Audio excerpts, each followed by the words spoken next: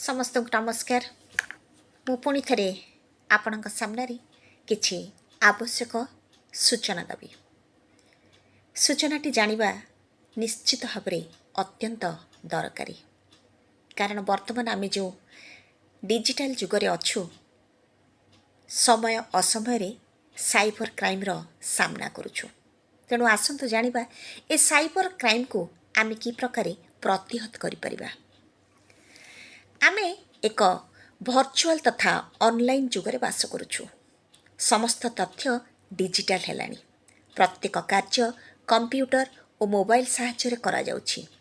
आमे विभिन्न गुरुत्वपूर्ण तथ्य को इंटरनेट माध्यम रे अन्य मानकु दउछु। ए तथ्य गुडी को केतेक लोक बेआईन भाव रे इंटरनेट व्यवहार करी आसेस करि पारुछंती। ए अपराधिक कार्यकलाप को आमे साइबर अपराध बोली कहिथाउ।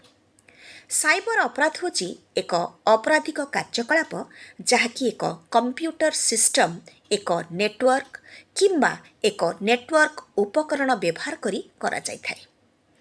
एही अपराधी माने hacking, virus attack, malware attack, worm attack, fishing आदि विभिन्न कौशल व्यवहार करी अन्य कंप्यूटर को टार्गेट करिया पई एक कंप्यूटर सिस्टम किंबा डिवाइस व्यवहार करंती। यह जड़े व्यक्ति, व्यक्तिगत संपत्ति, एक संगठन, सरकार विरुद्ध रे समाज विरुद्ध रे विपुल प्रभाव पकाइबा सहित आर्थिक क्षति मध्य घटाई थाए। बढ़ुवा टेक्नोलोजी सहित अपराध मध्य वृद्धि पाउछि।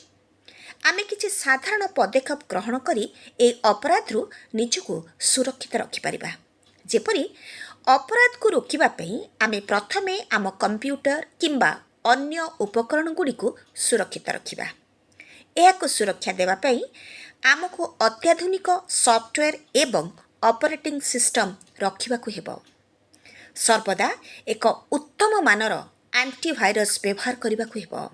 यह सॉफ्टवेयर सिस्टम को स्कैन करे, विपद चिन्हट करे एवं अपसारण करिबारे भी सहायता करे। आमे यथासंभव अज्ञात वेबसाइट को परिदर्शन करबा ठारू निजको दूरे रखिबा। कोनोसी अज्ञात प्रेरककर स्पैम मैसेज, ईमेल रे संलग्न लिंक केबे ही खोलंतु नहीं।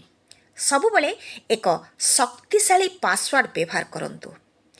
अपरिचित लिंक किंबा विज्ञापन रे लिंक आदौ करंतु नहीं। जदि कोनोसी साइट संपूर्ण सुरक्षित नुहे तेबे निजर व्यक्तिगत सूचना शेयर करबा उचित नुहे। ATM pin, OTP number